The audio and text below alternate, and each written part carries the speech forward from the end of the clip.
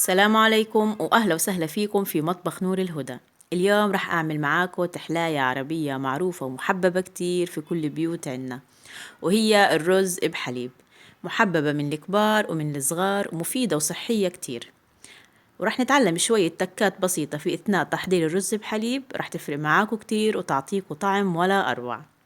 بالنسبة للمكونات رح نحتاج كاسة من الرز المصري، وضروري نستخدم الرز المصري في هاي الوصفة، ما بينفع نستخدم أنواع تانية من الرز. وعندي كاستين من الحليب البودرة، كاسة سكر، ملعقتين كبار من النشا، وفانيلا، وباكيت واحد من كريمة الخفق. ويلا نبدأ في الوصفة ونشوف كيف رح نعملها مع بعض. بالنسبة للرز أنا غسلته وصفيته كتير كويس.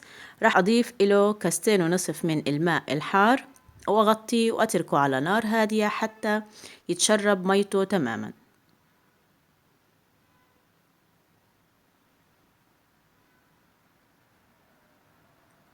خلينا نشوف كيف حبة الرز عندنا. مثل ما انتم ملاحظين الحبة مش مستوية تماما ولا مهترية، وهاي أول سر في عمل الرز وحليب، لأني أنا بدي إياه يكمل استوى من مع الحليب وياخد من طعم الحليب. رح نضيف كاستين من الحليب البودرة وست كاسات من المي الدافية.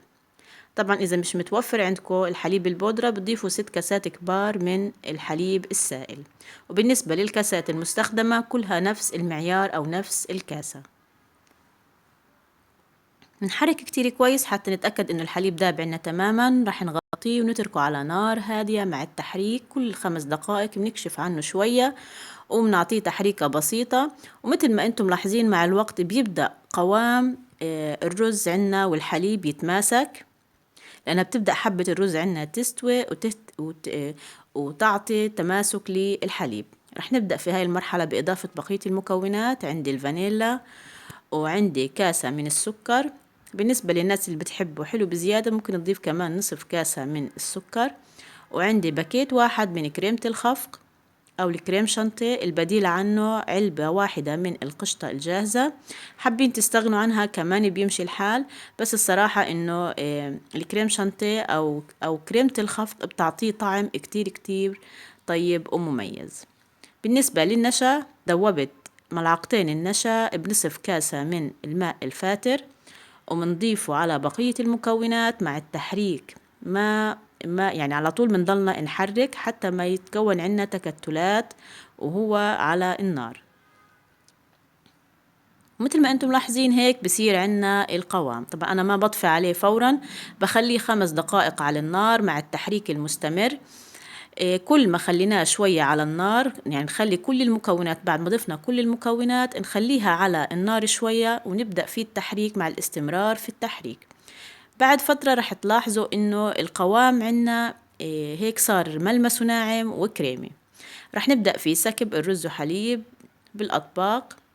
وعن الكمية اللي عملتها، المقدار اللي عملته، عمل لي هاي الكمية اللي انتوا شايفينها.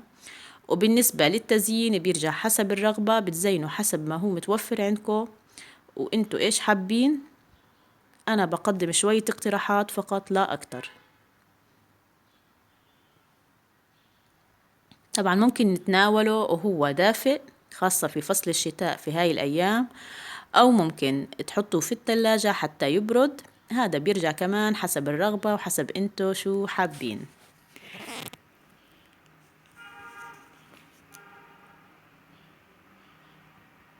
جربوا الطريقة وإن شاء الله راح تعجبكم كتير. عجبتكم ما تنسوا تضغطوا على زر الإعجاب والتعليق أسفل الفيديو، واستنوني دايما لكل جديد من فيديوهاتي القادمة. وما تنسوا تتحفوني بالتعليقات الحلوة. وتحياتي إلكم من مطبخي، من مطبخ نور الهدى.